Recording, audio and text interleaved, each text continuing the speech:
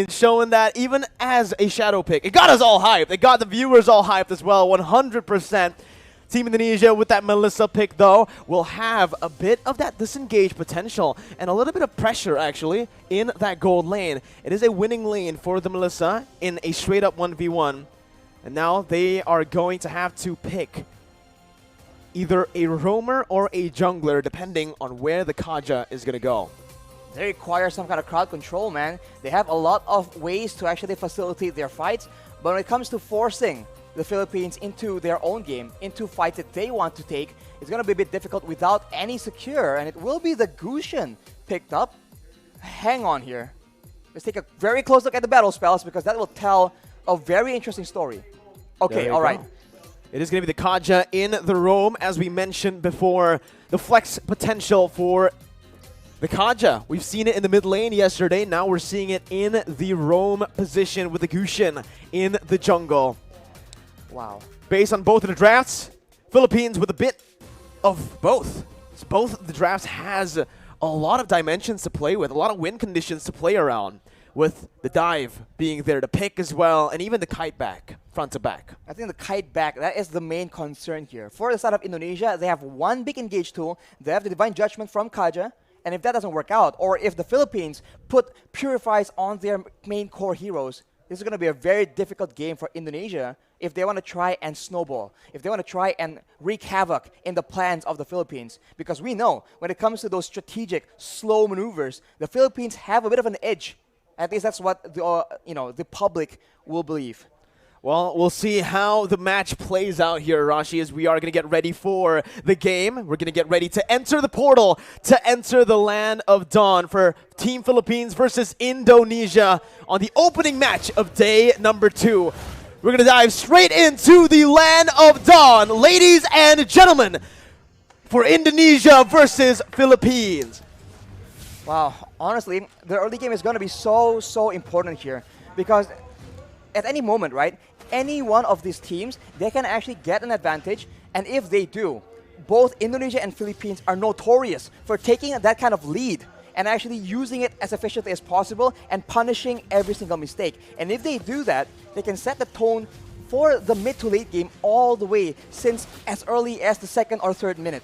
You can see in the start here, both teams wanting to go for just a normal start, not really going for anything too aggressive early on. They both just want to clear their camps, get to a point where they can finally actually deal out some damage to burst and obviously use those power spikes well.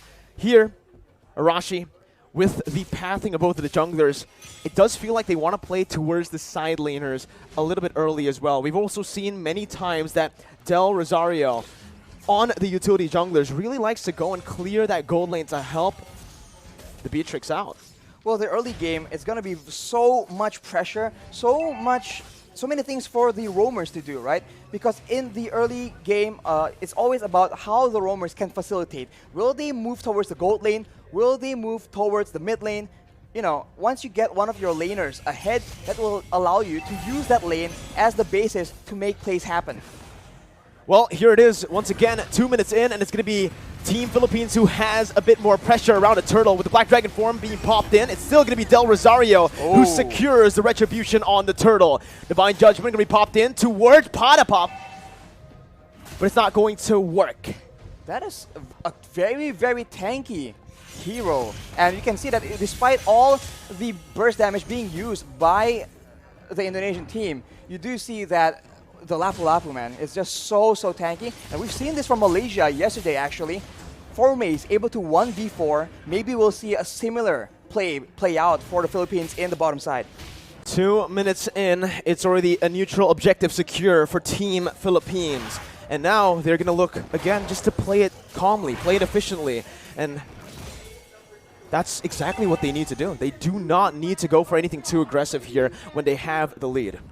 For the Indonesians, they need to make sure that they abuse that Cult Altar as much as possible. They do have the Black Dragon form as well, so those objective takes are going to be very much in their favor, only if they are able to actually get an advantage and actually capitalize on the fact that they have a bit more crowd control and they have a lot more utility that they can actually abuse to force the Philippines into a tough spot. But of course, if they do go too aggressively, there is a Lapu-Lapu, there is a Valentina, so a lot of counter-engage potential from the side of the Philippines. Well, here it is, another engage coming in, and that's going to be Dreams taken really low. First blood over to Philippines as they're looking for more. That's the IMU doing work, stealing away to Divine Judgment and picking up another for Imam in the mid lane. That is what you have to be aware of, man. If you don't want to deal with the engage, you can engage on the engager, and that is exactly what the Philippines have done. They take out Dreams, and they hunt for stragglers afterwards. They have the tempo in the game right now, and if you look at the side lanes, that is where the action will start building up. Because with pressure in all the lanes from the Philippines, they're going to try and cut into the jungle and cut off members of Indonesia from their own backup. I just really like how Soriano is taking this lane, is approaching this lane, this matchup, right?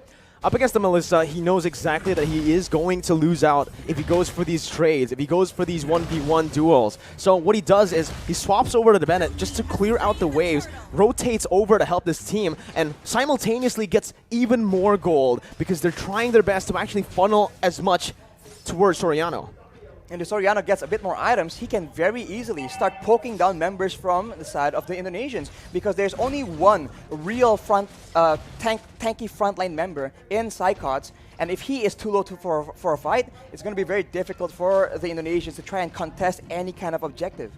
Well, ladies and gentlemen, here, Villa Luna in the gold lane. They're looking for some plays here up in the gold lane. The gold lane for sure has been the target for a lot of plays, but here we go, they burst passion. Soriano picking up a kill, and now Dreams is going to be very, very low. Gets out just barely here, but you can already see the cut coming in from Del Rosario over the top side. Whoa. There's going to be flickers over under the tier 2. Dreams not using flicker just yet. Very wise to save that flicker, as he did have a bit of backup. Oof. As we called it out, man, the side lanes. There you go. Indonesia just a bit too late, a bit too behind when it comes to that pressure, and the Philippines absolutely capitalize and punish anybody who doesn't want to back away from their first turret, and they have taken the first structure, the first objective, and with that, they will have a lot more areas on the map to make plays around, and they do have a lot of very good catch. This is it, Arashi. This is the meta that we have been mentioning about. The ultimate bonding experience where they group up as 5 into the mid lane. They start to just put in a lot of mid pressure so that they can actually have more room to play in the side waves. 4 members grouping up and always just dap-a-dap in that XP lane solo. Villa Luna right now, though, has completed that Radiant Armor. That item reduces damage when it comes to multiple instances of damage. So against a Faramis, against a Kaja or the Gusion, it's going to be very good. But look at that. Big potential over to Del Rosario, but he comes in using so much damage with Appraiser's Wrath, taking back a whole lot of HP and outplaying the situation, turning it completely around.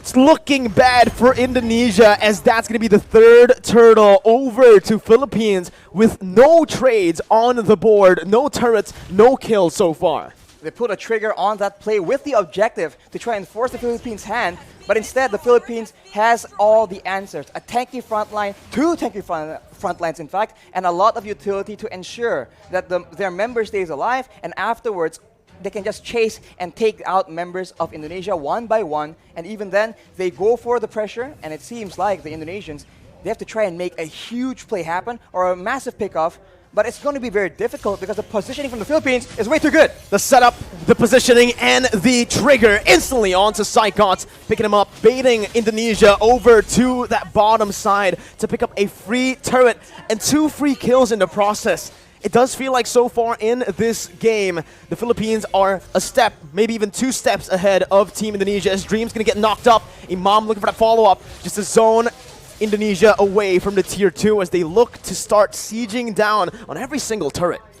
The damage difference right now from both teams is just so difficult to deal with. We mentioned how there's only one real frontline on the side of Indonesia, and look at what happens to him in a big fight. He gets taken out. The cult altar is so non-existent. The Philippines are able to just burst through it and go on with their day. Soriano right now with the Malefic Roar completed. That is a lot of penetration on top of the already insane amount of damage and burst that the Beaches can bring to the table.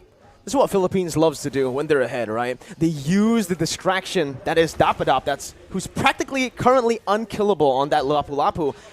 They use him as a distraction in the side lane, solo, picking up a turret. Meanwhile, they set up on the other side. Usually, they like to play on the opposite side and use the conceal to catch the enemies off guard. But there, you can see, again, a curveball thrown over to Indonesia, or maybe Indonesia have done their research onto how Philippines likes to play with the lead. They take another step ahead, and they think 2 steps ahead of Indonesia. Right now, again, it's going to be Divine Judgment coming in, but it's all onto the frontliners with a lot of the resources burnt out. It's going to be Cyclops who jumps in and finishes off Soriano in the back lines, splitting Philippines in 2. Imam now flickering out, getting to safety, but all that was for the Lord. It's a 2-for-1 in the end. 2 kills over to Indonesia for a Lord take. Arashi, who's it worth for? Oof, I think considering the fact that the Philippines are so ahead and they are focusing now more than ever on taking all those structures away from Indonesia, I think the Lord will be very, very beneficial. Unfortunately, they lose their gold leaner as well, which is not ideal. But if you take a look at the items right here, he is on 7,300 gold. As we mentioned, BOD and straight to a Malefic Roar, ensuring that anyone getting caught in his ultimates will get absolutely decimated.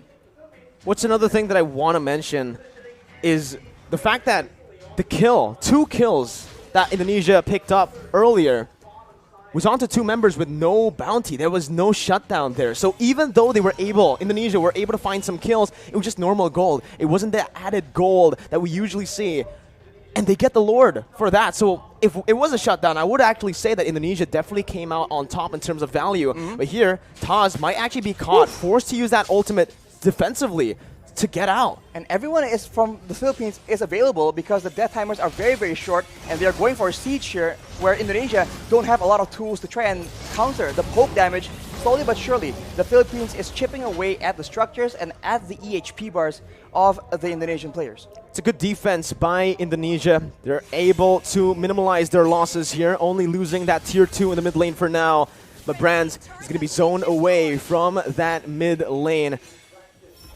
Philippines looking for that, but look at Psychots with the Petrify. He's able to find 2 on the flanks. Psychots absolutely massive as his engage has started a war that Indonesia can finally win here in this game. 3-for-0 trade as Indonesia look to climb, to crawl themselves back in this game. Blink and you'll miss it. An engage that gave way for Indonesia to take 3 kills for a trade of none. And along with that, Taz is able to secure the purple buff from the side of the Philippines as well. So now they have a momentum. They have recovered a bit of that gold difference. Only 2K right now. But the Philippines, they are still in the lead, and they are no stranger to these late game situations. Dreams opening up the map just a bit. Going to be chunked down by Del Rosario, but he is going to be able to back off without having anything taken away. Honestly, looking at it right now, Rashi, Indonesia, their main win condition, we thought it would be Brands on that Melissa. We thought it was going to be the Gushin on the hands of Taz, but it's actually Psychots, the man that has been doubted so many times by everyone. By the public. I mean, this man has had a very lackluster season in his last performance. That was a performance in the last season, actually, rather. But here, knowing that Indonesia are relying very, very heavily on a very reliable engage. His Yuzong has been critical, but after 2 engages, will Philippines fall for the same trick twice? Divine Judgment over to Dreams. That's going to be the frontliner taken out. That's going to be that. Oh my god, so much damage onto the Lapu. Unfortunately, won't be enough though. And now Indonesia, they're actually backing away, and it will be waiting for the Lord take. And Philippines, they are so good at the Lord dance. Going back and forth, waiting for their opponents to make a mistake, and with such a long-range basic attack on their B-Tricks, they can do better. That's what they were waiting for. The Black Dragon form now baited out. Psychots with a Petrify onto Soriano, who's forced to flicker out, but Psychots jumps in. 1v4, soaking in all the damage and sustaining back up. Dapadap gonna be taken down by Brands, and that's another kill over to Indonesia, who were able to play with the death timers of Dreams really well. With him now respawning, they've taken back the lead if they actually can secure the Lord, which they should be able to. Free Lord over to Indonesia. They're not stopping just yet though. Conceal play from Indonesia. They back off. Back up for now, as the orange buff will be contested as well. So the Philippines are now on the back foot. And if you look at the composition, in a way, right, in the big team fights, there's a lot more DPS and utility available in the hands of the Indonesians. After that play, they go for the purple buff as well. And the Philippines have a huge problem on their hands. The Black Dragon form lasts for way too long. The Guiding Wind was used to try and buy some make some distance, buy some more time, but it was not enough. The Philippines must come up with a different solution, a different answer. A momentum shift in the 13th minute of the game. And now it's Philippines who have their backs against the wall with the Enhanced Lord marching in that top lane. EVOS legends here, Team Indonesia, are going to look to try to siege them down. Psychots once again with a Black Dragon form as Del Rosario tries his best to keep Psychots at bay. The damage comes through once again for the siege to take place, but that's going to be Dapadap who jumps in with the bravest fighter. But it's going to be a good disengage from Indonesia, backing off knowing that they have found some value. They've taken every single tier 2 except for the bottom lane. And look at how Psychos is playing around with his Petrify, man. He goes in for the Black Dragon form, but he doesn't always use that Petrify.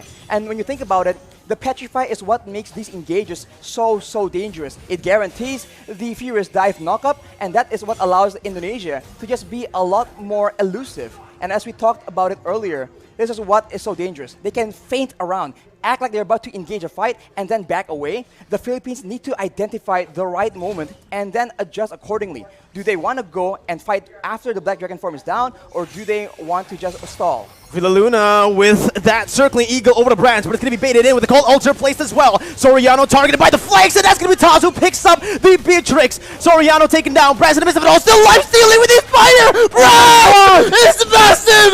He is an absolute beast as he wins the battle for Indonesia! It's a 4-0 trade!